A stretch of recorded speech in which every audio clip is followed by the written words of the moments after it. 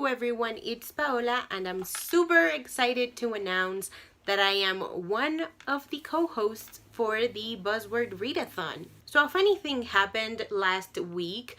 I popped onto Kayla's Instagram live and people were talking about the Buzzword Readathon and what would happen to it because we were all like highly anticipating it. And I said that if she wanted to still do it, I would be more than happy to co-host with her, and she said, oh, okay. So the buzzword for this round is night, which is a very interesting word. I hadn't realized that it's not that common of a word to be in titles until I checked my own reading lists, so that made it for an even more interesting. This round of the Buzzword Readathon is going to go from September 21st to September 28th, and I have some recommendations for you in case you struggle with your TBR. I divided them into 3 little sections, and the first one is nonfiction. For that, I would like to recommend Night by Eli Wiesel. This is the author's memoir of his and his father's experiences in the concentration camps of Auschwitz and Buchenwald during World War II. This is very hard to read, especially because it gets really graphic on the mistreatment and torture that Jewish people had to endure by Nazi officers, but I think it's a highly necessary book. When it's an event as big as the Holocaust, I think sometimes we get lost in the numbers and it's important to rescue that specific person's story, and this one captures it so well. The second category is YA, and unsurprisingly, both of these books are mystery thriller-ish. The first one is 5 Midnights by Andabila Cardinal. This is a supernatural murder mystery set in Puerto Rico, and it's about a girl who is spending the summer only in Puerto Rico, and she takes it upon herself to solve this murder. And the other YA book that I'd like to recommend is Survive the Night by Daniel Vega.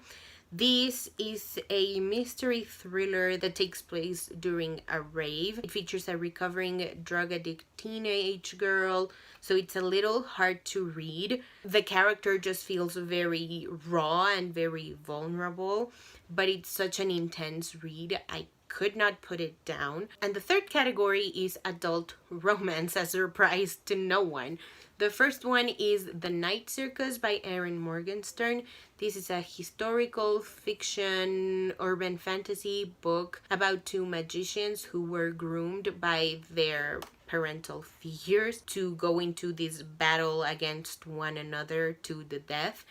This is a love letter to fandom, which was my favorite part. I will admit that I didn't love this book, but I know it is well loved by a couple of people in the booktube community, so I'm recommending it on the basis that hopefully you will love it too. Stencil Night by Alexis Daria. This is a holiday novella. It takes place during New Year's Eve, and it's a romance between 2 dancers. It's short, it's sweet. It's good. You should read it. There's For the Night by Katie Robert. This is also a novella. It's between a woman and 2 men. It takes place during her birthday, and it's hot, and it's really good. I think I have a vlog about it. I will leave a link to it down below if I find it. And finally, my last recommendation is Only for Night by Naima Simone. This is a romance book that has the one that got away trope, and it's so smutty. Honestly, if you're not into smut, don't read this. It takes place at a sex club, and it's between one of the owners of the sex club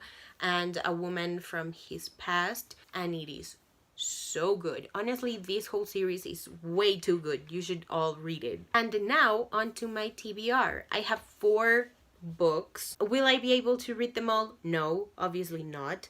But you know, it's good to have options. So the first one is the group book, which is The Night Tiger by Yangtze Chu. This is adult historical fiction, and Script says Reese Witherspoon selected this novel as her April 2019 Hello Sunshine book club pick. On her website, Witherspoon says, set in a tiny Malaysian town in the 1930s, the story is about a mystifying tiger who hunts the villages, followed by a series of mysterious deaths. The 2 main characters will captivate you as their paths are destined to cross. So this one sounds super interesting. Next on my TBR, I have It Would Be Night in Caracas by Karina Sainzborgo. This is a hard-hitting adult contemporary, and it says, told with gripping intensity, It Would Be Night in Caracas chronicles one woman's desperate battle to survive amid the dangerous, sometimes deadly turbulence of Mother Venezuela, and the lengths she must go to secure her future. So this one sounds super good. As you can probably tell, the Buzzword Readathon takes place during Latinx Heritage Month, and I would not pass up the opportunity to add a Latinx book to my TBR. One Winter's Night by Kylie Dunbar. This is an adult contemporary romance between a photographer and a journalist.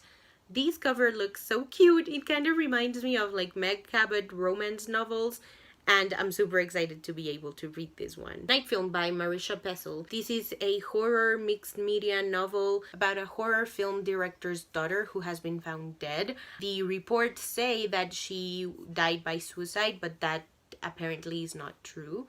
I've been meaning to read this one since Sarah from Sarah Without an Age talked about it. Maybe this time around will be the time where I finally read it, but we'll see. We have a lot of books on this TBR, apparently. I cannot be stopped. And finally, the last book that I would love to read for the Buzzword Readathon is Night Owls and Summer Skies by Rebecca Sullivan. This is a contemporary queer middle grade story, and it's about Emma, whose mother takes her to Camp Maplewood, and she starts to sort of discover that she is queer, and it sounds cute but also intense. I'm very, very intrigued. Alrighty, so that is it for today's video. Thank you guys so much for watching. Let me know in the comments below if you are interested in participating in the Buzzword Readathon. Tell me all about your TBR, and if you haven't already and you'd like to, go ahead and hit subscribe, and I'll see you in my next video. Bye!